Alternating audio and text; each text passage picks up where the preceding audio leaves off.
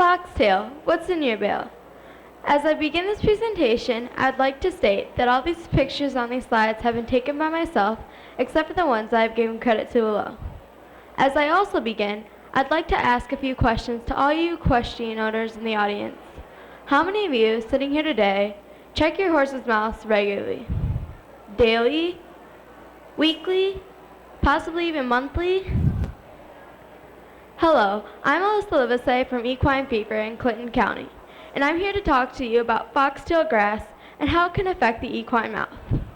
My family learned about foxtail after it happened. Therefore, my purpose here today is to educate you about foxtail so you can prevent this illness in your horses. One day last fall, I went outside to do our routine chores when I noticed that one of our horses, Drifter, had bloody saliva dripping from her mouth. I went and told my mother, and her first instinct was that she had got kicked in the mouth by our dominant mare, Penny. So we examined Drifter's mouth closer. We found a large ulcerated sore, like a canker sore, on the inside of her upper lip. There were also numerous smaller sores on the outside of her lower lip and bleeding around the gum line.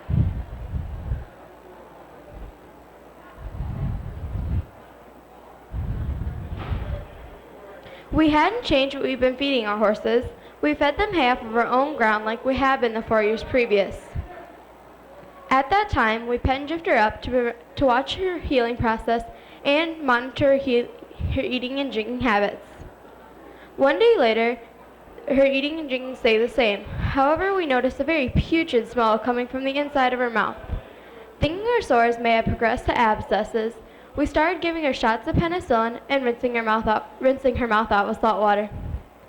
After about 4 days, the smell was gone and there was no further drilling.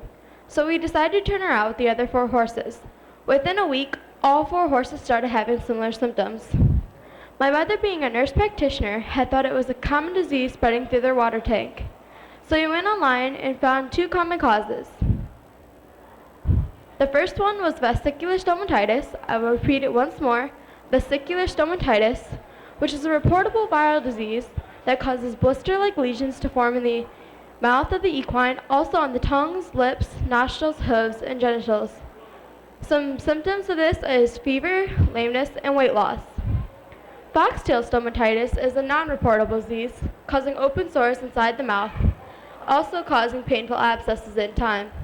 This is caused by awns embedded in the mouth. Some people may compare an awn to a fish hook or a thorn. Very easy to get in, but also very difficult to come out.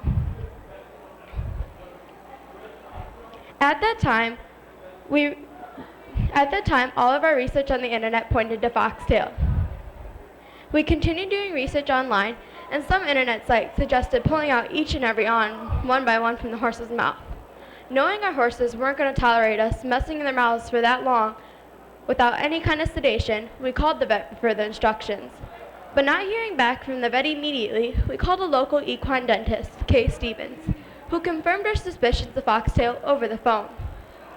And she gave us the simple treatment of changing our hay to hay that did not contain foxtail, and she said things should clear up in a matter of 3 to 5 days. With that knowledge, we acted immediately and changed to hay from our first cutting. Kay was correct because things cleared up within a week. As you can see, this really sparked my interest in foxtail, and my purpose here today is to educate you about foxtail so you can prevent this illness in your horses.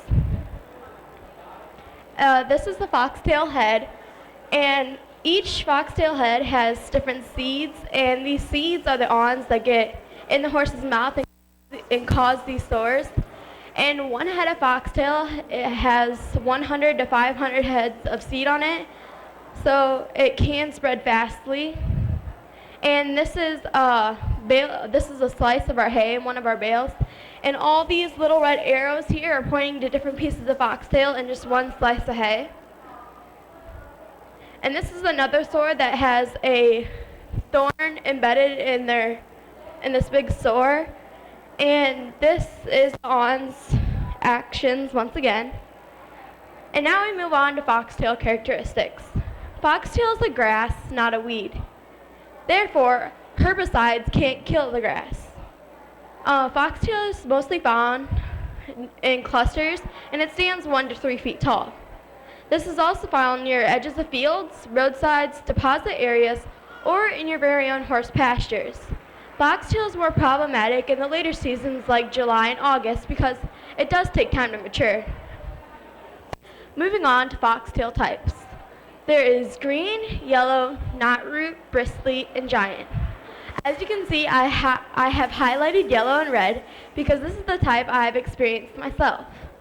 And now we're going to move on to some before and after slides. As you can see on this before picture, the large ulcerated sore has cleared up in the after picture without any kind of scarring, and the excess saliva has also cleared up. In this first before slide, we can emphasize the bottom lip sores and how they have cleared up in the after picture without any kind of scarring. And the irritated red tissue on the bottom has come to a pink healthy tissue later on. And in this before and after slide, we are going to emphasize the eroded gum line and how it has cleared up in the after slide.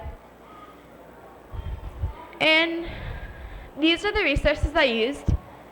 In conclusion, today I've talked about what foxtail is, how to recognize it by its characteristics, and how to cure it. I hope all you equestrian owners in the audience have gained an awareness of foxtail.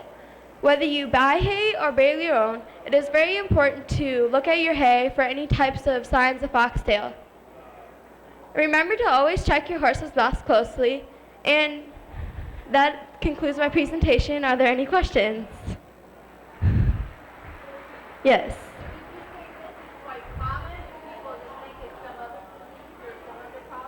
Well, last year the question was, is this more common or can people think it's something else?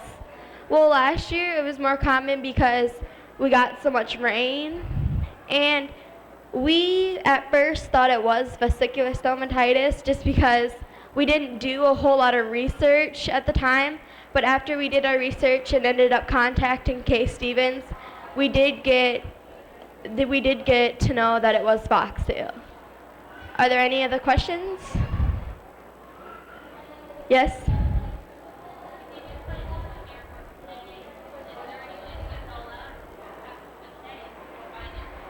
The question was, if you did find this in your hay, is there any way to get it all out? If you would sit there and pick out every piece of foxtail, it would be very time consuming. But my suggestion is, if you have a local cattle owner down the road, maybe you can ask to switch hay because foxtail doesn't affect the cows because cows have a stronger tissue in their mouth that doesn't get affected by the foxtail seeds. Are there any more questions? That concludes our presentation.